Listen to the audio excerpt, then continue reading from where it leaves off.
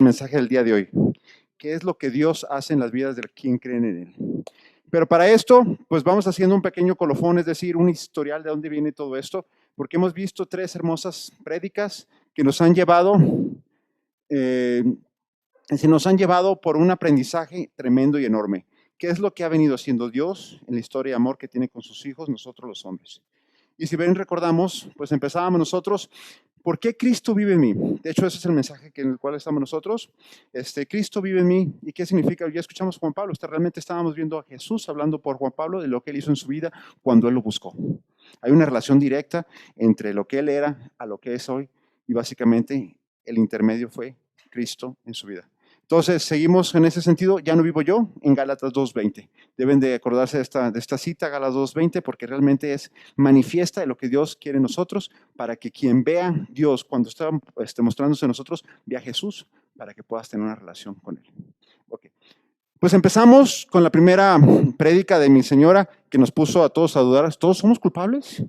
¿Qué hicimos hoy? Y como todos nosotros las víctimas decimos, yo no hice nada, todo está muy bien. Sin embargo, nuestro Dios dice que aparte se ha manifestado básicamente que lo que vino a hacer Jesús por nosotros tenía un propósito específico para darnos una justificación, es decir, una separación, de quitarnos del pecado, una redención y una propiciación.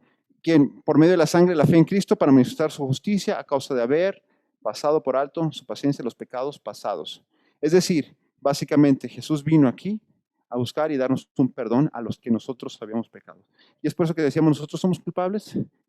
Éramos tan culpables que Cristo tuvo que, el Señor, nuestro Señor tuvo que poner a Cristo su Hijo que bajara a la tierra para que nos diera esa justificación.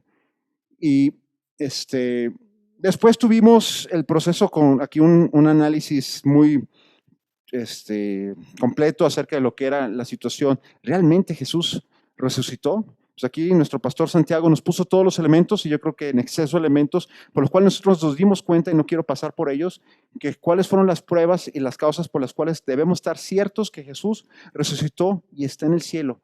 Pudo bajar al infierno, dejar nuestros pecados y regresar a la gloria del Señor, dejando nosotros justificados para que nosotros pudiéramos alcanzar a nuestro Señor Jesucristo y comunicarnos y poder tener una presencia de Él en nuestras vidas, se manifiestas con nosotros, y que Jesús se pudiera presentar ante el Padre como si fuéramos nosotros, y nosotros ya empezar a tener una relación con Dios. Entonces tenía que haber muerto, tenía que haber dejado su parte carnal, pero aquí está la prueba fidedigna de que son elementos que Jesús vino a la tierra, murió, y no hay duda alguna que nuestro Señor Jesucristo resucitó. Fue una gran victoria. Entonces, bien dice, a cada rato dice Santiago, ni Buda, ni Mahoma, no voy a pasar, me cambio de prédica. Siguiente, Maris. Maris nos vino a decir el momento histórico en el cual Jesús en la cruz esperó hasta el último momento mientras estaban, y nos hizo pensar todos los procesos que nuestro Señor Jesucristo estuvo viviendo en la cruz, cuando dejó que su carne viviera todo el sufrimiento pleno y conciso y permanente. De lo que Él estaba haciendo era vivir por nosotros el dolor, para sentirse en la máxima expresión de dejar su carne aquí en la tierra, para después el renacer y hacer el grito que me encantó cuando lo dijo Maris, que decía en una sola palabra en griego, que decía que todo está pagado por completo, y una palabra en griego que se llama tetelestai. No sé si lo estoy diciendo con el perfecto acento griego, pero tetelestai es un grito de triunfo, es un grito de, no fue un susurro, lo hizo con todas sus fuerzas. Imagínense cuando nuestro Señor Jesucristo no tenía más que ninguna fuerza, lo gritó al cielo, gritando al mundo tetelestai. Es decir, el grito de triunfo. Y aparte nos deja claro que no hubo ninguna derrota, proclamó su triunfo en el último enfrentamiento ante la muerte para resucitar. ¿Y quiénes son los que salen bendecidos de todo este proceso? Que Jesús, nuestro Señor Dios, fue y nos compró como esclavos, murió por nosotros, realmente en la cruz dejó toda su humanidad con el máximo dolor posible. Ya nos explicaba Santiago, no quiero repetirlo porque la verdad es su prédica estuvo tan exacta que nos hizo sentir cada latigazo que le daban al Señor. Así de explícito fue el pastor Santiago. Ahora, ¿qué nos queda? Pues ¿qué nos queda? Al final de cuentas, ya murió Jesús, ya resucitó, ya nos libró del pecado, se acabó el cuento. La historia de amor sigue. ¿Cuál es esa historia de amor? Y déjenme hacer y tuvo que haber aparecido una persona que no era la persona más digna, no era la persona más querida en el entorno de la historia. Era una persona que te perseguía a ti por tus creencias, porque eras cristiano. Él quería destruir al cristiano. Una persona que conocía la ley perfectamente, la ley de los judíos, la conocía tan perfectamente que sabía que los cristianos que hablaban de un Jesús que estaba resucitado, estaba completamente causando un furor y quería destruir lo que él conocía. No quiero hablar de Pablo de Tarso. Pablo de Tarso, como ya lo hemos, es una persona que fue creada, desarrollada y educada en el más alto nivel de la educación judía de su momento, con los maestros más importantes de su momento, Gamaliel, con el conocimiento del griego, es romano, podía viajar por todo el mundo. Era la persona perfecta, pero estaba aquí en la tierra, y no duden, para matar cristianos. Era el pecador más grande entre los ojos de cualquier cristiano. ¿A qué quiero llegar a esto? Así como fue nuestro hermano Pablo, era el peor de los peores, Jesús lo utilizó para hacer la obra más grande que la humanidad haya visto. Así eres tú, y estás listo y te está preparando. No importa lo que hayas hecho, si estás en los planes del Señor, Él va a reconvertir tu vida en algo que está en el plan perfecto de nuestro Señor. Tomó al más grande pecador y lo convirtió en la persona que iba a ser y llevar a cabo la perfecta misión de Jesús aquí en la tierra después de su muerte. Y déjenme decirlo, así como le pasó a Pablo, a ti también Dios te está transformando para que puedas dar dirección y liderazgo a las necesidades de la generación contemporánea, a los que te tocan a ti en este momento. No te preocupes de dónde vienes o quién eres. Él te va a transformar, porque te va a convertir en ese líder que Él necesita para este momento. Entonces también la Biblia dice, hechura de Dios para las buenas obras, las cuales ya dispuso de antemano para que las pongamos en práctica. Solamente nos hay que ponernos en la brecha, ¿no, Juan Pablo? Dejar que el Señor empiece a obrar en nosotros. No te preocupes por lo que hayas hecho. Déjate usar. Ok. Entonces, si vemos aquí es un tema se puede hacer la vida de muchos, ¿no? La vida de muchos iniciamos en A y queremos llegar a B. Ayer Santiago nos estaba diciendo en la prédica de los jóvenes cómo el pueblo judío sale de Egipto y tarda en llegar a la tierra prometida en un trayecto que duraba 15 días. Y le preguntaron a mi hijo Matías, oye Matías, se tardaron 40 años, pues ¿por dónde se fue el pueblo judío? 2 millones de habitantes. Matías haciendo cálculos en su cabeza decía, pues yo creo que se fueron por China, el estrecho del Bering, y le dieron la vuelta, porque 40 años, o sea, ¿cómo que en 40 años no llegas a un lugar que está, decía Santiago ayer en la plática que les dio a los jóvenes, de aquí a Ciudad de Victoria, caminando son 14 días, ¿no?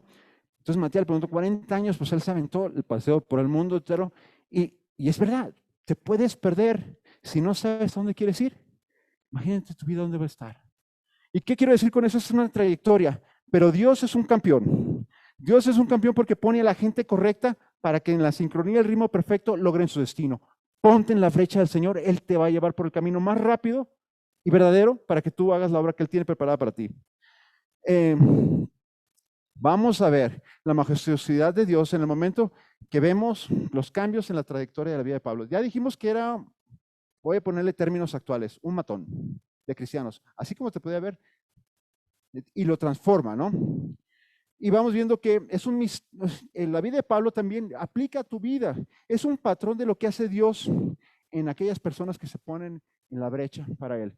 Es la transformación que Él logra a través de la misericordia, de la fe, de la sabiduría. Así lo tuvo Pablo también, Pablo tuvo la fe, la sabiduría, la gracia, la verdad y el poder para que pueda seguir en nuestros días si tú te pones en la brecha. Entonces, conforme vamos estudiando a Pablo, una vez que él tuvo cuando Jesús se le presenta a Pablo camino a Damasco, se le presenta y le dice, Pablo, ¿por qué me estás persiguiendo? Y realmente tiene una relación directa con él, hay una transformación inmediata. Y es cuando él se convierte en un hombre de Cristo. Pero déjenme decirles, cada hombre y cada mujer en Cristo tiene una trayectoria que es de fe y de destino. Cada vez que tú te conviertes en nombre de Cristo, tienes una trayectoria que te va a llevar al lugar correcto, porque ya no vas a caminar en tus pasos, vas a caminar en los pasos del Señor y vas a llegar al destino en el cual estás llamado a llegar. ¿Sí? Dios puede por su espíritu ponernos en el lugar correcto, en el tiempo correcto, para llenar el llamado de Dios. ¿Sí? Y lo dice en 2 Corintios. De modo que si alguno, 2 Corintios 5:17, de modo que si alguno está en Cristo, nueva criatura es. Las cosas viejas pasaron, he aquí todas son hechas nuevas. El apóstol San Pablo también se refiere a él como un hombre de Cristo. en la segunda de Corintios 12:2. Conozco un hombre en Cristo que hace 14 años, él habla de sí mismo, si en el cuerpo no lo sé, si fuera del cuerpo no lo sé, Dios lo sabe, fue arrebatado hasta el tercer cielo. Él sabe que fue un hombre de Cristo cuando tuvo el primer acercamiento con nuestro Señor. Cristo se le presentó y él fue arrebatado y él fue tomado para que esas cosas nuevas se transformaran en él. Debemos entender que nuestro Señor Pablo, San Pablo quiere decir, el apóstol Pablo quiere decir un hombre de Cristo, y para entender lo que es un hombre de Cristo, vemos que él utiliza este tipo de frases más de 130 veces en sus Cristos, no solamente explicando su propia experiencia en el Señor, sino la experiencia que tú, hombre o mujer, van a vivir una vez que tengas esa experiencia en Cristo, ¿sí? Las cartas de Pablo se concretizan en la siguiente escritura. Y bien, vamos en Gálatas 2:20. Y es bien importante que se nos quede claro, Gálatas 2:20. Aquí está. Gálatas 2:20. Escuchen. Con Cristo estoy juntamente crucificado. Ya no vivo yo, mas Cristo vive en mí. Lo que ahora vivo en la carne, es decir, en mi existencia terrenal, lo vivo en la fe del Hijo de Dios. Ya no vivo yo, mas Cristo vive en mí. Lo vivo en la fe del Hijo de Dios, el cual me amó y se entregó a sí mismo por mí. Y básicamente la realidad de Pablo fue siempre ya no vivo yo, mas Cristo vive en mí. Los creyentes, o sea, nosotros, ¿qué nos quedaba a nosotros? Pónganse nosotros los gentiles que estábamos ahí, que le adorábamos a todo lo que se nos apareciera, las montañas, el luz, la luna, todo lo adorábamos. ¿Qué nos quedaba a nosotros? ¿Qué es lo único que teníamos en su momento? Es básicamente estar aferrados a esta promesa de que nuestro Señor Padre Poderoso va a estar tomando nuestra vida y llevándonos al camino correcto, ¿no? Y bien lo dice en Efesios 2:6. Y juntamente con Él nos resucitó. O sea, Cristo muere, nos resucita y nos hace sentar en los lugares celestiales con Cristo Jesús. Sí, cualquier hombre en Cristo es una nueva criatura. Ahora las cosas se están moviendo y cambiando en la dirección correcta. Pero hay puntos de cambio en cualquier generación. Dios utilizó a Pablo, un hombre de Cristo que revolucionó el pensamiento de los líderes de cada iglesia. Hay palabras como revolución, inflexión. Pablo generó un cambio enorme en lo que era el entendimiento de lo que vino a ser Cristo aquí en la tierra. Porque él utilizó y cambió el pensamiento de lo que pasó en la muerte, en el entierro y en la resurrección de Jesucristo.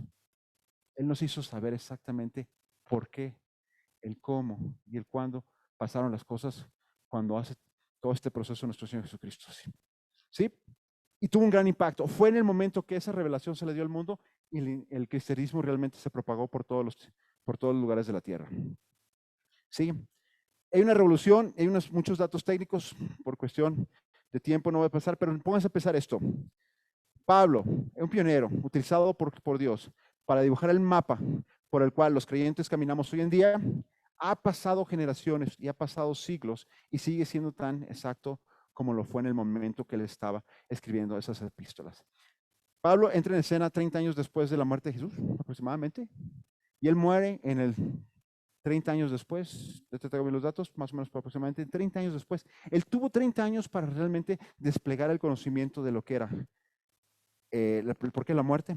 ¿Por qué la resurrección de Cristo? ¿Y qué iba a hacer aquí en la tierra? Sí. Y nada más para dejarles nombres, Nabucodonosor, Alejandro el Grande, Carlomagno, Napoleón, sabemos de ello. Tuvieron sus grandes imperios, conquistaron el mundo. Escuchamos de ellos 5 minutos, los olvidamos. Ya pasaron. También escuchamos a Pitágoras, Sócrates, Platón, Aristóteles. Esos solamente son gente que se escucha en clases a los maestros de las universidades, ¿no, Juan Pablo? Los escuchas 10 minutos en una clase de historia. Escuchas el nombre, te impresiona y ya pasa, simplemente sirven para esos 10 minutos, ¿sí? Y grandes poetas y oradores también existen y no, simplemente son gente que ha aparecido y desaparecido. Pero Pablo, sus letras y sus epístolas siguen tan presentes hoy en día. Y les voy a decir por qué. Y les voy a decir por qué, tomando el tiempo que se tiene que decir, es básicamente también Pablo con su gente en 30 años pudieron pasar su influencia y su sabiduría a todo el mundo conocido y pudieron entrar a lugares que eran tan impenetrables. En su momento el lugar más impenetrable, ¿cuál era? Pónganse más o menos en la época del César, pues era estar que a César, que al ejército romano y que a Roma llegara el cristianismo. Y es ahí donde se inserta el cristianismo para su propagación mundial. Tenía que estar ahí. Un hombre solo en 30 años transforma el conocimiento en Cristo y cómo todo el mundo empieza a saber de Él, y sobre todo los gentiles, ¿sí?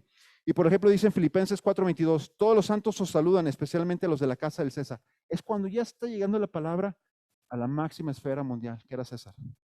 También decía en Hechos 19:20, así crecía y prevalecía poderosamente la palabra del Señor, no solamente en Efesios, pero a través del Imperio Romano.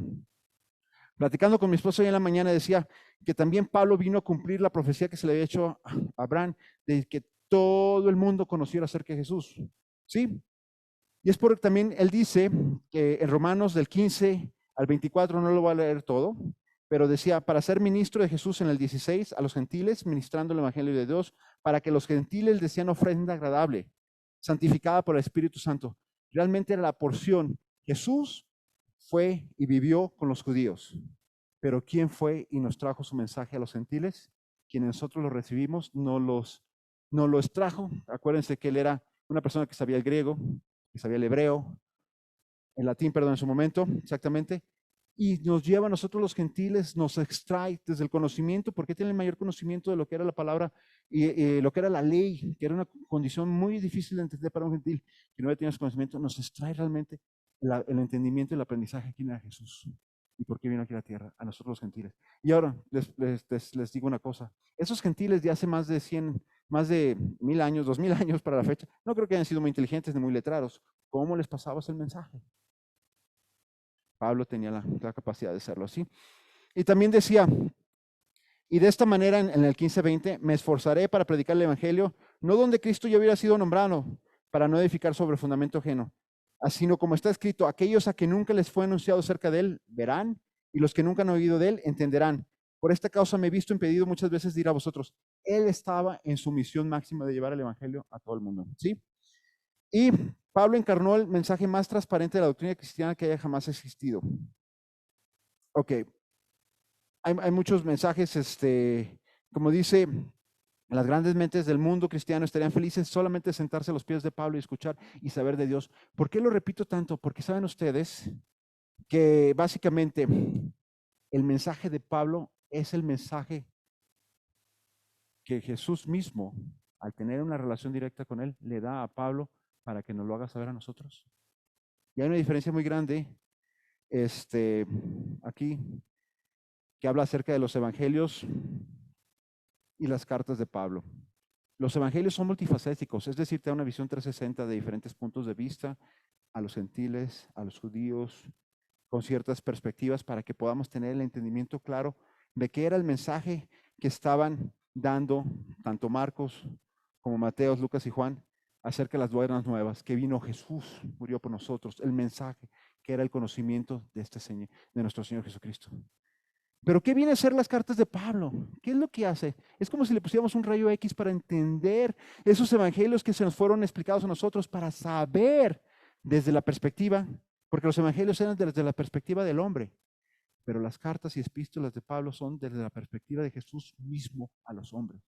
¿Sí me entienden?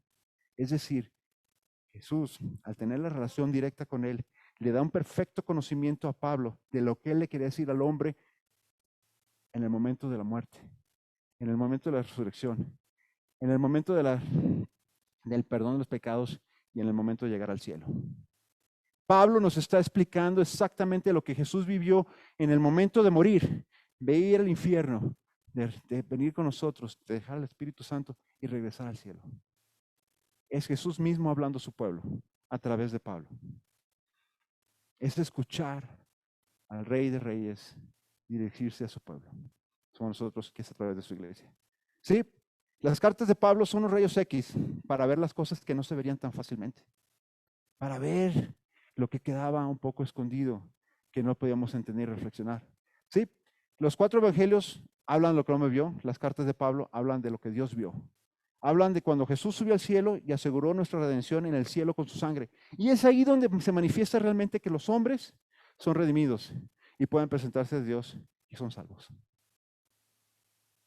A mí es un tema muy dramático, muy impactante. Por ejemplo, en Hechos 14, 8, 11, él dice, él vio a un cierto hombre que estaba sentado imposibilitado de los pies, cojo de nacimiento, que jamás habían dado, Esto yo a hablar de Pablo, el cual fijando en sus ojos y viendo que tenía la fe para ser sanado, le dijo en gran voz, le dijo, levántate derecho sobre tus pies. Y él saltó y anduvo. Entonces la gente vio vio lo que Pablo había hecho, alzó la voz diciendo en la lengua de ellos, dioses bajo la semejanza de hombres han descendido a nosotros.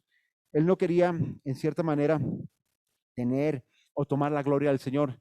Y si han escuchado que él tiene un aguijón. Y el aguijón estaba puesto en él y él lo sabía para que él no tomara la gloria de Dios de lo que estaba haciendo en la tierra. Para que le recordara su esencia de hombre, que solamente era un mensajero. Y él reconoce la existencia de la aguijón y aparte le da gracias a Dios por la existencia de él. Y lo podemos ver en esta escritura en 1 Corintios 14:6 y 2 Corintios 12:1-7. Y voy a leer 2 Corintios donde él se refiere a ese aguijón. Y para que la grandeza de las revelaciones no me exaltase desmedidamente, me fue dado un aguijón en mi carne, un mensajero de Satanás que me abofeté para que no me enaltezca de sobremanera. Porque si saben que ustedes, Pablo recibió manifestaciones o información, o el Señor mismo Jesucristo le dio ciertas revelaciones que eran para el hombre, que venían divinamente desde el cielo a él, pero para que él no tomara el lugar del Señor, le dejó ese aguijón. No sabemos qué fue. Hay muchas teorías de lo que fue ese aguijón en el cual Pablo tuvo que vivir con él. También Pablo tenía un conocimiento divino, era un hombre de fe, él tenía el don de sanar, como ya lo mencioné. Al final de cuentas, Pablo era un maestro en cada situación, pero era un maestro en cada situación después de que él tuvo, como hombre, tenía cierta preparación, tenía cierto conocimiento, tenía ciertas actitudes, pero una vez que él tuvo la relación y la presencia y la relación permanente con nuestro Señor, él se convirtió en un hombre infatigable, indomable, invencible, inconquistable en la vida, victorioso en la muerte. Muchos han dicho, cuando te conviertes al Señor y tomas a Jesucristo como tu Señor y Salvador y tomas el Espíritu de Él aquí en la tierra, muchos nos dicen, no, tu vida no va a cambiar, tu vida no va a ser perfecta. Está bien, tienes al Señor, pero lo que pasa es que cuando tienes al Señor tu Dios viviendo en ti a través del Espíritu, tomando a Jesús como tu Señor y Salvador y recibiendo el Espíritu Santo en tu vida, estás permitiendo que tu carácter sea fortalecido, que tu fuerza, tu visión, tu empuje, y porque sabes a dónde vas, seas indomable. ¿Y qué pasa cuando viene una circunstancia totalmente negativa a mí? Por ese carácter, por ese entendimiento, por esa fe y por saber tu destino, no te quejes, sigues adelante, te manifiestas fuerte y es porque sabes quién está contigo. Porque si no tuvieras a Dios en tu vida o el Espíritu Santo en tu vida guiándote, cualquier circunstancia te truena, te doblega y te destruye. De ahí la depresión, de ahí el dolor, de ahí el miedo, de ahí el temor, de ahí la debilidad, de ahí la duda. Y todo se destruye a tu alrededor. No porque el Señor no te esté ayudando, porque no tienes fe. Pero cuando tienes fe, todo eso lo cambia. Si tu carácter transforma tus circunstancias, porque estás guiado por el Señor. ¿Sí? Entonces, y tomando aquí dice, el gozo de Jesús, escuchen esto, fue fortalecer a Pablo en medio de sus adversidades. Y así te pasó a ti, Juan Pablo, tomando tu experiencia de vida. Es ahí donde el Señor se regocija. Cada vez que tienes una adversidad, yo creo que es la gran prueba que el Señor te va a dar. Te va a dar poner y te va a trabajar contigo porque Él se va a manifestar de otra manera en ti. Y te va a hacer que tu carácter sea retomado y te lleve a una otra diferente posición. ¿Sí? Ahora, también Pablo en Filipenses habla del gozo y regocijo 16 veces en solo 4 capítulos. Cuando Pablo tuvo un encuentro con Jesús, su vida e identidad cambiaron para siempre. Y eso pasa no solamente en Pablo, estamos tomando la vida de Pablo para nuestras vidas. Si tú tomas la vida de Jesús para ti, tu identidad, tu vida van a cambiar para siempre. Porque vamos a encontrar una identidad en Cristo. Porque vamos a lograr, a través de la identidad en Cristo, vamos a lograr nuestra elección de nuestras vidas. Ya no vamos a depender, hombres, de lo que digan los demás. Ya vamos a depender solamente de lo que el Señor quiere para nosotros y las circunstancias ya no van a ser una medida en lo que nosotros vamos a estar moviendo. ¿Sí? ¿Y cuál era la función de Pablo aquí en la tierra? Era ensamblar los pensamientos de Jesús, es decir, recolectar todo lo que Jesús en su ministración a él le daba directamente para que él no los hiciera llegar y publicar su mensaje a través de Cristo, que es la iglesia, a través del cuerpo de Cristo, que es la iglesia. Por eso, ¿qué es lo que hizo Pablo cuando estaba en esos 30 años formando iglesias, creando iglesias, dando mensajes, dando cartas? para que a través de él se pasara, a través de esas iglesias se pasara el mensaje de Jesús y se propagara a todo el mundo, ¿sí? Pero tú, ¿qué tienes que hacer para lograr y ver esto? Tienes que hacer una sola cosa. Vas a tener que permitir que Dios introduzca tu nuevo yo. Es darle permiso a nuestro Señor para que introduzca un nuevo yo. Si no, ¿qué te va a pasar? ¿Quién estuvo viendo a Dios durante 40 años? Todo el tiempo, los judíos veían a Dios, pero tenían su corazón duro. A pesar de que veían, no tenían fe. Y por no tener fe, no podían llegar a su destino y su trayectoria se hacía eterna. ¿Qué es lo que está pidiendo el Señor? Deja que Él permita introducir su nuevo yo en ti. Es decir, que recibas el Espíritu del Señor. ¿Sale? Ok. Y vamos a regresar. Vamos a regresar a las cartas de Pablo, porque las cartas de Pablo hablan de lo que ya Dios logró en ti. Ya Dios hizo el trabajo. ¿Y qué es lo que te pide nuestro Señor en 2 de Timoteo 1:13? Dice, retén la forma de las sanas palabras que de mí oíste en la fe y amor que es Cristo Jesús. ¿Sí? ¿Por qué? Retén la forma de las sanas palabras de mí que de mí oíste en la fe y amor que es Cristo Jesús. ¿Quién vino a declarar, a hacer viva, a hacer el verbo, la palabra que veníamos escuchando a través de los profetas? Cristo. ¿Quién venía a traer el mensaje de salvación cuando vino aquí a la tierra? Cristo. ¿Ok? En ese sentido, lo que tenemos que hacer nosotros es que si declaramos que Jesús es tu Señor y crees en tu corazón que Dios lo resucitó entre los muertos, te salvas. Es decir, tienes vida eterna. Pero tienes que aceptar ¿a quién? A Jesús. Y tienes que declarar en tu corazón, tienes que declarar que Jesús es Señor y creer en tu corazón, realmente en tu corazón. ¿Por qué nos dice nuestro corazón dónde la fe por lo general se tiende a quedar parada y que ya no llega a nosotros? Cuando dicen que tenemos un corazón endurecido. ¿Y qué es lo que nosotros tenemos que dejar libre para que el mensaje de nuestro Señor entre y la salvación entre? Tenemos que permitir que Jesús, Dios, penetre en nuestro corazón para que ahí quede establecido la salvación eterna para nosotros, ¿sí?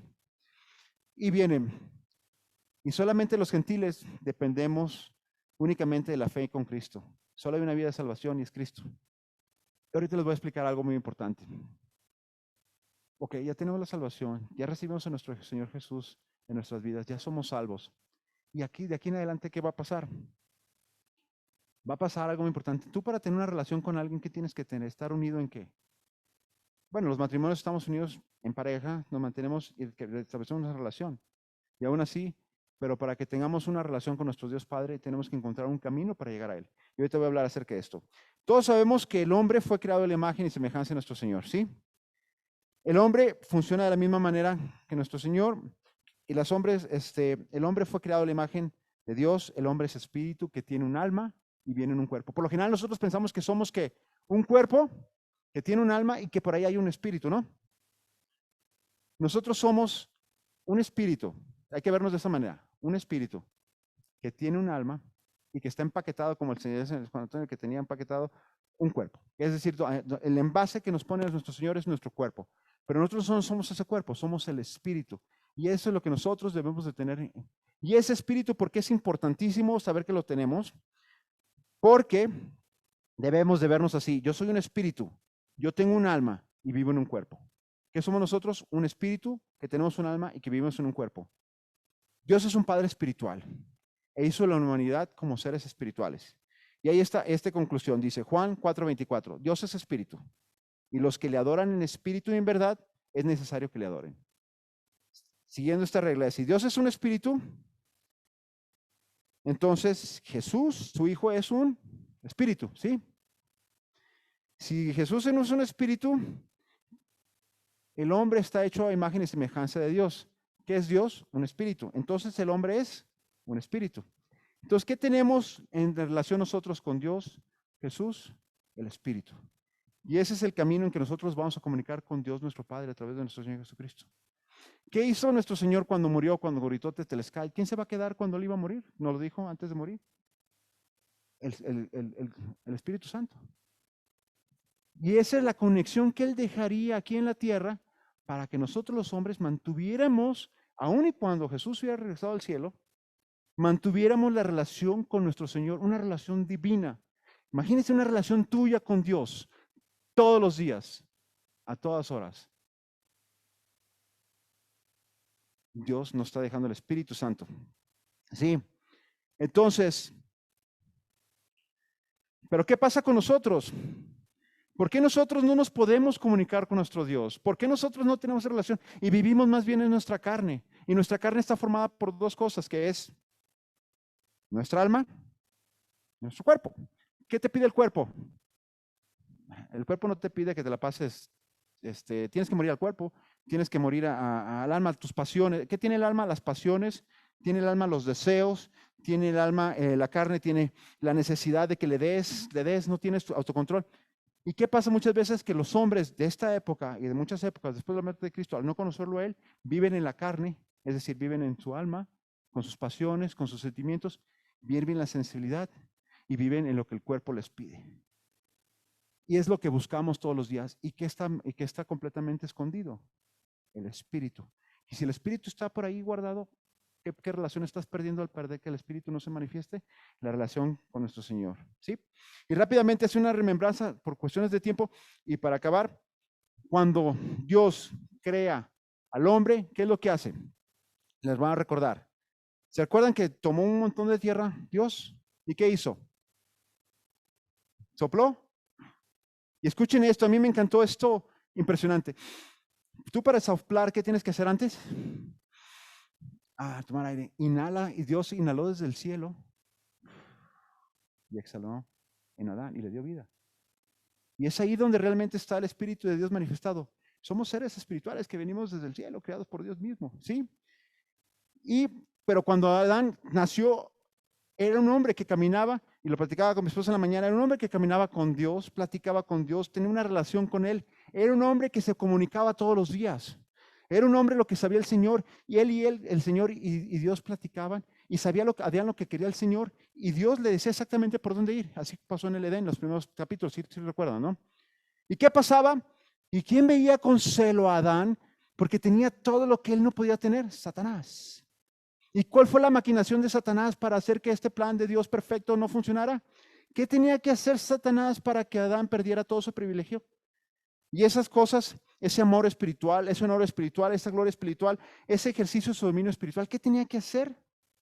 Simplemente tenía que hacer que Adán pecase para que perdiera todo lo que él tenía en Dios. Perdiera su relación. Lo que más le molestaba a Satanás era la relación con el Padre. ¿Y qué es lo que hizo Satanás? Básicamente, al hacer que el hombre pecara, ¿qué pasó con el hombre cuando pecó? ¿Qué perdió? La comunicación con el Padre. ¿A través de qué? Del Espíritu. Y al perder la comunicación con el Padre, ¿qué pasó con el Espíritu de los hombres? Si nos vemos en una proyección, la parte de las sensaciones, el alma y el cuerpo tomaron preponderancia y el espíritu se quedó abajo, es decir, quedó bloqueado, incapaz de funcionar. Y estuvimos separados del Señor por siglos. Y es ahí donde nuestro Señor Padre viene y establece un método donde el hombre tenía que hacer tenía que cumplir la ley, tenía que cumplir los mandamientos, y el establecimiento de esta ley fue dada cuando el hombre, los judíos que fueron el pueblo elegido del Señor, salen de Egipto, y ahí es el primer pueblo que se le dio mandatos, que es decir, Dios le dio los mandatos a través de Moisés al pueblo judío para que tuvieran o pudieran establecer una relación con Dios. Los mandatos de la ley eran realmente una función en que Dios y el hombre iban a establecer una comunicación e iban a tener una relación. Pero ustedes saben, nosotros como hombres podíamos cumplir la ley. En ese primer pacto no la podíamos cumplir la ley.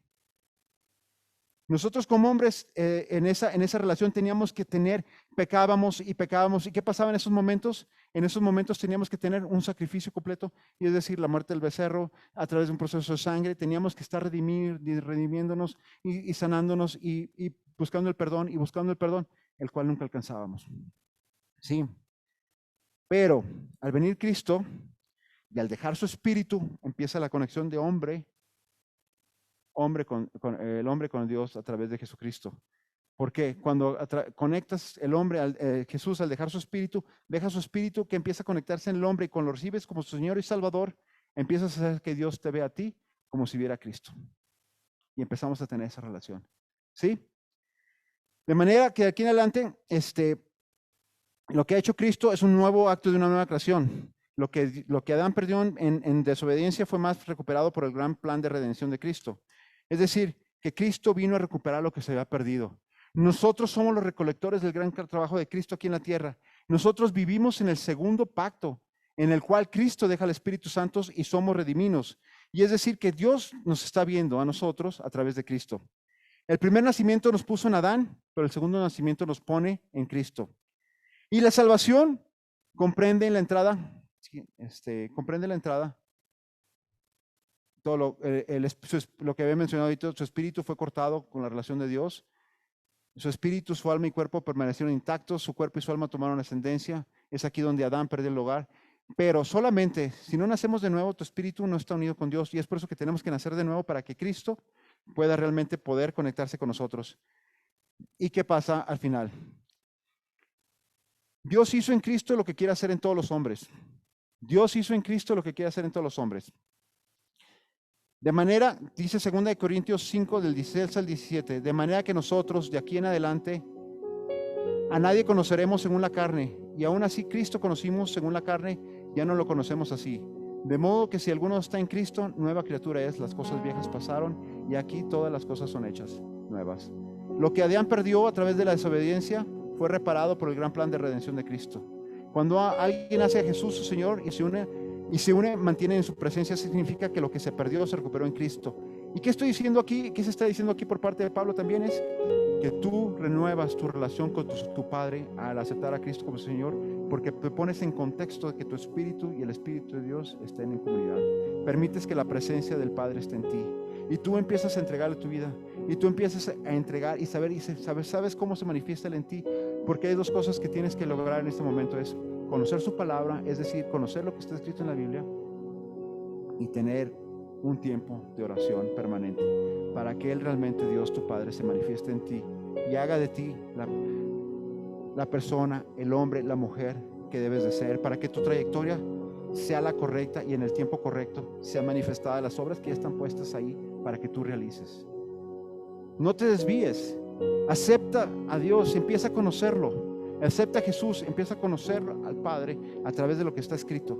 Permítese ser la criatura que eres en Dios, en Cristo, para que en sí vivas lo que Dios tiene plan perfecto para ti y logres la vida que nos imparte el Espíritu. Tiene como objeto que el poder del Espíritu vivamos la vida que está preparada en el cielo, aquí en la tierra. ¿Y por qué tenemos la vida preparada del cielo aquí en la tierra? Porque nosotros, al permitir que Dios vive en nosotros, vivimos en un mundo de oscuridad, que al tener la luz del Señor en nuestro espíritu, que controla nuestra carne y controla nuestra alma, nosotros somos esa luz que vamos propagando el reino del cielo aquí en la tierra al tocar a otros, al llevar el mensaje, al llevar la palabra que el Señor quiere para todos, para que de esa manera el reino de los cielos siga siendo propagado aquí en la tierra con nosotros.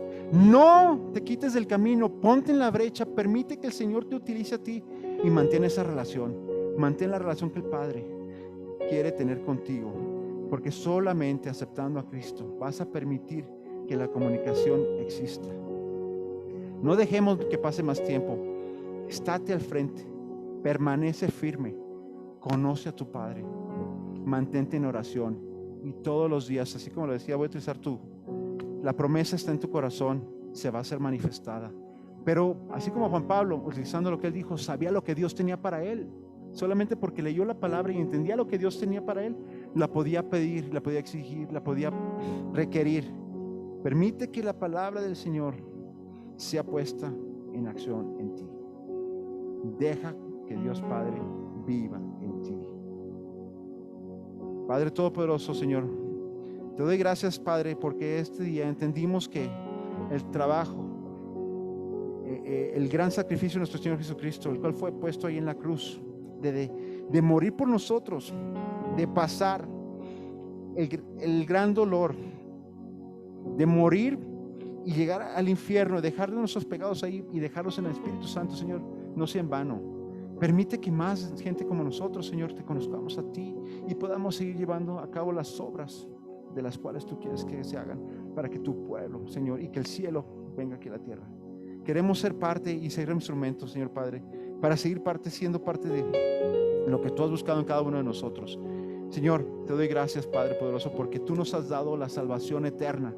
Y que esta salvación que ya tenemos, Señor Padre, sea para fruto de muchos más quienes no te conocen. Porque queremos, Señor, que tú vivas con nosotros y entre nosotros. Porque nosotros, Señor, tenemos que reflejar tu presencia, los que te conocemos, tuya con los hombres aquí en la tierra. Y danos, Señor, esa valentía, ese carácter y ese de nuevo de llevar tu palabra todos los días, Padre, para que te conozca más gente y sepa lo que es vivir en tu presencia de día a día. Que es el regalo más divino, Señor, y que esta vida aquí en la tierra, Señor Padre, sea lo que tú quieres para todos nosotros y cumplamos la gran misión que nos has encomendado. Padre, te pedimos, Señor, todos estos regalos, todas estas bendiciones. Y si nosotros hubiéramos sabido hace un año qué íbamos a hacer, que yo iba a predicar, que íbamos a tener una iglesia, que el pastor Santiago, la pastor Magister, nos iban a llevar a través de todo este conocimiento, a través de ti, que íbamos a conocer gente tan preciosa y que muchos se iban a convertir gracias a esta iglesia. Tú tienes tus caminos perfectos, Señor. Permite que más milagros sean manifestados en nosotros. Si nosotros tenemos ya una iglesia, es porque sabemos, Señor, que si nos ponemos en la brecha y seguimos firmemente lo que tú nos dices, grandes cosas pasarán. Te doy gracias, Padre, por todo esto. En nombre de nuestro Señor Jesucristo.